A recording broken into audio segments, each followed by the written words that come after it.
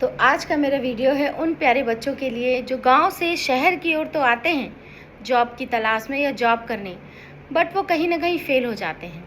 तो मेरे हिसाब से उनके पीछे कुछ बेसिक कारण होते हैं। अगर वो बच्चे इन सब चीज़ों पर थोड़ी सी मेहनत कर ले, थोड़ी सी, तो वे सबसे आगे निकल सकते हैं। पहला, एक डर कि महंगे कपड़े ही अच्छे होते हैं, महंगे कपड़ों में ही हम अच्छे दिखते हैं। नहीं, आपके पास जैसे भी कपड़े हैं उसे अच्छे से साफ़ करिए, प्रेस करिए, आप बहुत ही अच्छे दिखेंगे। ज़रूरी नहीं है कि आप बहुत महंगे डिओ या परफ्यूम इस्तेमाल करें। आप सिंपल हेयर स्टाइल के साथ सिंपल सा सस्ता सा परफ्यूम यूज़ करिए, क्योंकि ये आज की डिमांड है। उसके बाद आपका लैंग्वेज, ज़रूरी नहीं है कि हमें इंग्लिश बोलना और इंग्लिश पढ़ना आए और लिखना आए। आपको हिंदी आती है, आप सभी के पास स्मार्टफोन है। आप किसी भी ट्रांसलेटर से इंग्लिश में लिखी हुई चीज़ों को हिंदी में, जैसे हिंदी में लिखते हैं एक्सक्यूज़, तो उसको हिंदी में लिखिए एक्सक्यूज़, और बार बार उसे बोलिए, आईने के सामने बोलिए। आई थिंक आपको 1 सप्ताह लगेगा कुछ ऐसे बेसिक वर्ड्स का इस्तेमाल करना जिससे आप अपना काम चालू कर सकते हैं। जैसे sir please welcome, good morning, good afternoon sir, thank you sir, it's my pleasure. कुछ ऐसे शब्द होते हैं जिसे कुछ चीज़ों को सीखकर आप किसी भी शॉप में काम कर सकते हैं। ये तो हो गई पहली चीज़। दूसरी चीज़, आपका बोलने का ढंग।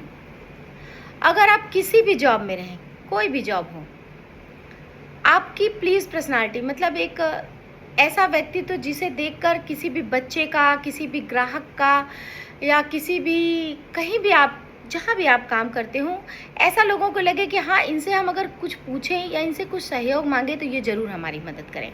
हमेशा स्माइली फेस रखिए, कॉन्फिडेंट दिखिए, सबके ऊपर नज़र रखिए, क्या किसी को आपकी ज़रूरत है, और बिल्कुल उन्हें उनके हिसाब से मदद करिए। अगर आपको लगता है कि उन्हें जो जानकारी चाहिए वो आपके नॉलेज और आपके पावर से दूर है, तो ऐसे व्यक्ति से उन्हें कनेक्ट करिए जो उनकी मदद कर सके। दूसरी चीज़ समझ आया आपको? अब तीसरी चीज़ पे हम बात करते हैं। कहीं भी काम करो, वहाँ के रूल्स और रेगुलेशन अच्छे से जान लो कि वहाँ का टाइमिंग क्या है, आपको क्या पहनना है, क्या नहीं पहनना है, क्या बात करनी है, क्या नहीं करनी है, मोबाइल का फ़ोन इस्तेमाल करना है कि नहीं करना है, ठीक है। उसके साथ ही आप कितने समय कहाँ जा सकते हैं, आ सकते हैं, लंच का टाइम, हर एक चीज़ डिटेल में अपने पास पॉइंट आउट कर लो। क्योंकि अगर आपको ग्रोथ करना है ना अपना, तो आपके ऑफिस के रूल्स को आप जितने अच्छे से फॉलो करोगे, आपका सबसे ऊपर टॉप में बैठा हुआ व्यक्ति आपकी इसी चीज़ को ऑब्जर्व करता है और आप आगे उसी प्रकार से बढ़ते हैं।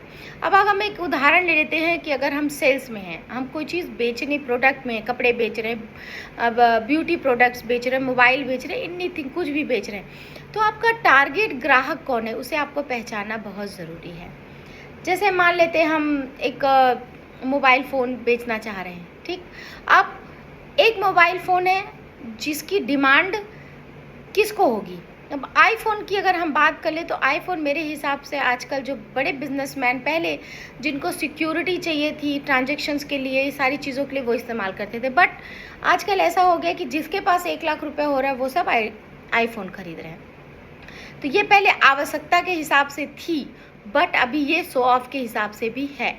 तो हमें ये भी देखना है कि अपना कस्टमर कौन है, और पहले ही कस्टमर से अपनी ना बताएं, कस्टमर से उनकी सुने कि उसे क्या चाहिए, उसका बजट क्या है, वो कैसा पसंद कर रहा है, क्या उसकी रिक्वायरमेंट है, देन उसको प्रोडक्ट दिखाइए। तो आपका समय भी बचेगा और आप बहुत तेज़ी से अपने सेल्स में आगे अप्रोच कर पाएंगे। और हमेशा अपने कस्टमर के साथ बहुत ज़्यादा फ्रेंडली और बहुत ज़्यादा स्ट्रिक्ट भी नहीं होना चाहिए, नॉर्मल रहना चाहिए, और हमेशा उनकी चीज़ों की भावनाओं का ज़रूर ख्याल रखना चाहिए।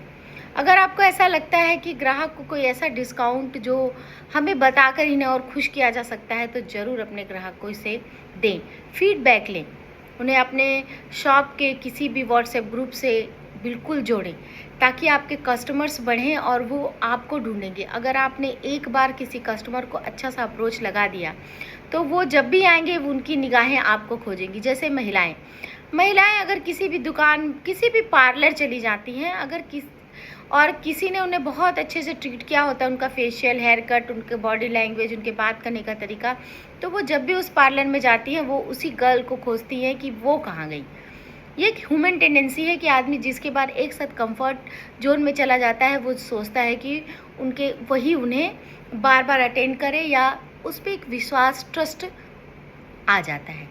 ठीक है बच्चों, तो गांव के बच्चों को मैं एक और सलाह देना चाहती हूँ। जैसे कमल कीचड़ में उगता है ना, उसी प्रकार से आप लोग भी कमल ही हैं, बस आपको मौके की और सही समय को पहचानना आना चाहिए कि हम कब कैसे इन सब चीज़ों को आगे बढ़ा सकते हैं, आगे कर सकते हैं। और कहीं भी आपको अगर कोई वर्कशॉप, कोई ट्रेनिंग ऐसा कुछ हो तो ज़रूर पार्टिसिपेट करो।